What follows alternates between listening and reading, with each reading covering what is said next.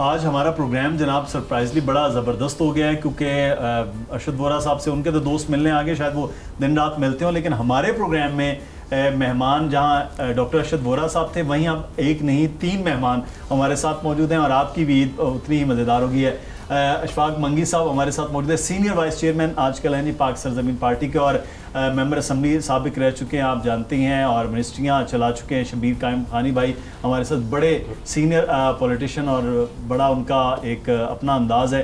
लेकिन आज मेरे लिए बड़ा सरप्राइज़ था कि लोग बड़ा ना, कुछ शख्सियात ऐसी होती है, जैसे डॉक्टर साहब हैं, डॉक्टर साहब के हवाले से ये नहीं होता कि डॉक्टर साहब बड़े संजीदा और बड़े पारोब, लेकिन वो हैं।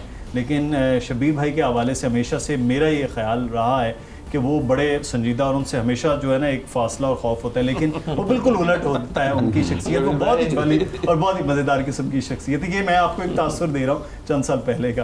तो ईद मुबारक बहुत बहुत आपको, और बहुत शुक्रिया आपका जी, बहुत शुक्रिया आपका इत्तफाकन आना हमारे लिए प्रोग्राम में बड़ा ज़बरदस्त लग रहा है। तो मैं आपसे आगाज़ कर लेते हैं, कैसा गुजरा है जी ईद का दिन, और ये आज अरशद वोरा साहब को आप पहुँचे हैं सलाम करने, ये नहीं आया आपके पास? ये असल में हमारे बड़े हैं और ज़रूर नहीं पहल करनी चाहिए, उम्र बड़े वैसे भी बड़े हमारे, तो ईद मिलने आज हम आए इनके पास, और इस बहाने चलो आपसे भी मुलाकात हो गई। हमें नहीं पता था कि आपका इधर सेट लगा है। बहरहाल आपको भी बहुत मुबारक हो, पूरे आपके स्टाफ को मुबारक हो ईद की। ये खुशियाँ अल्लाह ताला सबको, हम सबको ये खुशियाँ नसीब करे, ईद जैसी रोज़ाना ऐसी खुशियाँ नसीब हों हमें, आमीन। मंगी भाई, आप तो लग रहा है कि कल खूब गोश्त वोश्त खाया है। डॉक्टर साहब आपको भी ऐसे ही लग रहा है, बड़े फ्रेश वो भाई गोश्त खाने की तो ज़ाहिर लाजमन सभी गोश्त खाएंगे। तो बहरहाल अगेन मैं भी यही कहूँगा आपको और पूरी टीम को, जो लोग देख रहे हैं नादरीन, उन सबको ईद मुबारक। पाकिस्तान भर में, बल्कि पाकिस्तान दुनिया भर में कहीं भी जहाँ जहाँ हमारे मुसलमान भाई पाकिस्तानी रहते हैं, उन सबको ईद मुबारक।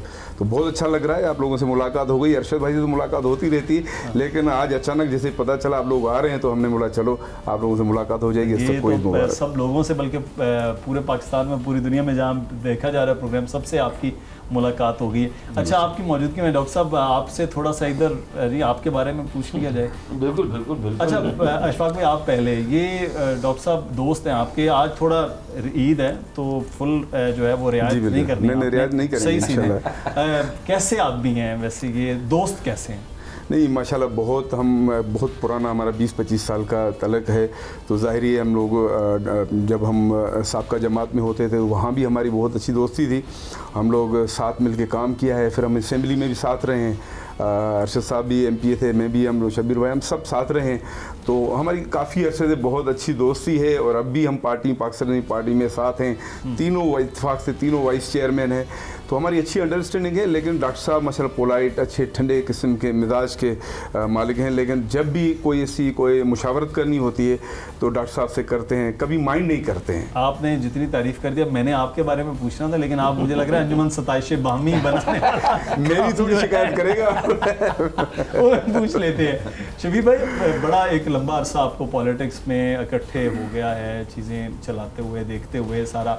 डॉक्टर साहब जब बने डिप्टी मेयर, उस वक्त कहा जा रहा था कि बड़ी चीज़ें बेहतर हो जाएंगी, लेकिन डॉक्टर साहब खुद जो है वो छोड़ के, फिर जमात भी छोड़ गए, अपनी मेयरशिप भी छोड़ के वहाँ आ गए। तो डॉक्टर साहब, आपको लगता है कि वाकई कुछ चेंज करने वाले, कुछ काम करके दिखाने वाले वो उन लोगों में शामिल थे? क्योंकि मुस्तफ़ा कमाल भाई ने तो दिखा दिया था, उनको टाइम मिल गया था।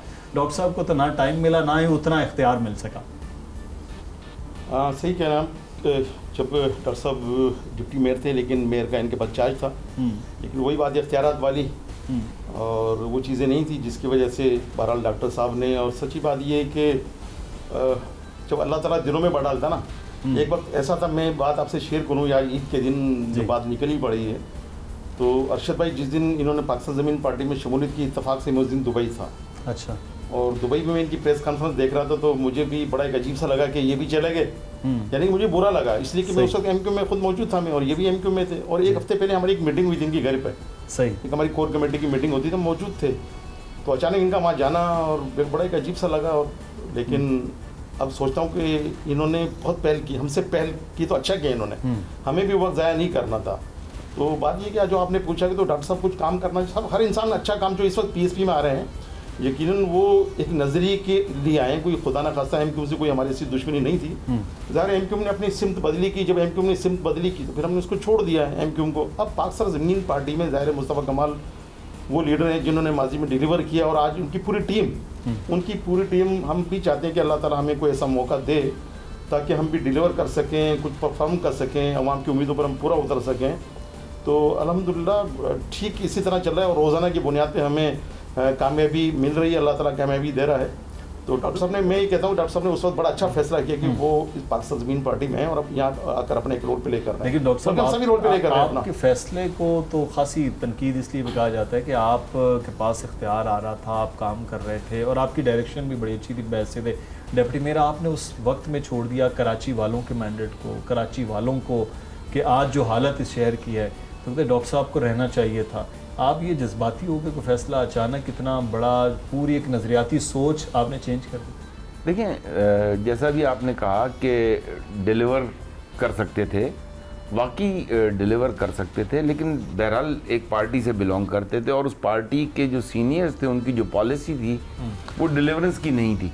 अभी जैसे शबीर भाई ने अभी बताया कि हम कोर कमेटी की एक हफ्ता पहले मीटिंग हुई थी, आप इनसे बेशक पूछ लें, उस मीटिंग में कराची के मसाइल पे डिस्कशन नहीं होता था। उस मीटिंग में सिवाय पैसों के और कोई चीज़ डिस्कस नहीं होती थी। सही शेख भाई, correct me if I am wrong. पैसा ही सब कुछ ठीक करने वाला उसमें नहीं, पैसा अपनी रात के लिए, पार्टी के लिए। बात यह है आप डिस्कस करें कि भाई कराची के पानी के मसले को हल करना है, अब हम बैठे हैं तो कैसे हल करेंगे, अब अगर जो है कचरे का इशू है उसको हल करना है, उसको कैसे हल करेंगे। तो बहुत सारी ऐसी चीज़ें हैं जो कि आप हल कर सकते हैं, लेकिन जब वहाँ ऑब्जेक्टिव, मैंने जैसे अभी आपको अगर याद होगा, मैंने कुछ अर्से पहले एक वाइट पेपर पढ़ा था, उसमें हमने क्लियरली बताया 30 अरब रुपए तो सिर्फ एडीपी में मिले हैं, पता नहीं कितने हज़ारों काम कराची में हो जाने थे 2-2 करोड़ के, तो वो सब तो नहीं हुए ना। तो वो फिर जब ऑब्जेक्टिव ही ऊपर ये हो पार्टी का, तो फिर आप कैसे चल सकते हो उस पार्टी के साथ? अच्छा डॉक्टर साहब, मैं ये पार्टी वाला सवाल करूँ, लेकिन आपने कहा कि करोड़ों रुपए में बड़े काम हो जाते हैं, आपने मेरे प्रोग्राम में भी ये बात करी, मैं ये आज क्योंकि हमारे पास वक्त भी है, डॉक्टर साहब कैसे हो जाती है? अभी 900 अरब रुपए की बात हो रही, 1200 अरब रुपए की बात हो रही है, और तब भी कहा जा रहा था साबिक मेयर की जानिब से कि इससे भी कराची ठीक नहीं हो सकता, इतने मतलब 1000 अरब भी अगर दिया जाए। आप कहते हैं कि चंद करोड़ से ये डिपार्टमेंट ठीक होता है, 1-2 अरब से ये ठीक हो जाता है, कैसे हो सकता है? देखिए, मैं आपको एक सिंपल सी बात बताऊं, केएमसी जो है ना, केएमसी के पास बहुत रिसोर्सेज हैं। अच्छा, ठीक है ना।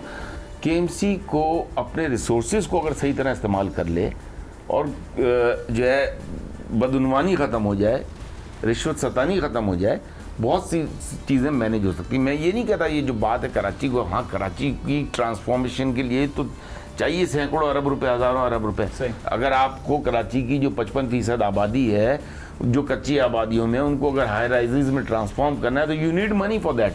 अच्छा, उसके लिए भी मैं बता दूं कि सरकार से पैसा नहीं चाहिए, उसकी भी प्लानिंग है, ऐसा नहीं है कि उसके लिए जो है कि हुकूमत ही पैसा दे, ये सब चीज़ें पॉसिबल हैं। बात यह है कि मैं एक मिसाल देता हूँ कि 50 करोड़ रुपए हर साल नालों की सफाई के आते थे। जिस दफ़ा मैं पहला साल था, उस वक्त बारिश आई, मुझे मैनेज करना पड़ गया और मैंने अल्हम्दुलिल्लाह 2 दिन पहले मैंने एक वो कमेटी बना दी। उस कमेटी के बाद जो है सारी प्लानिंग कर ली, फाइनेंस डिपार्टमेंट को बुलाया, उनसे पूछा पैसे, उन्होंने कहा इस मद में हमारे पास पैसे आए हुए हैं।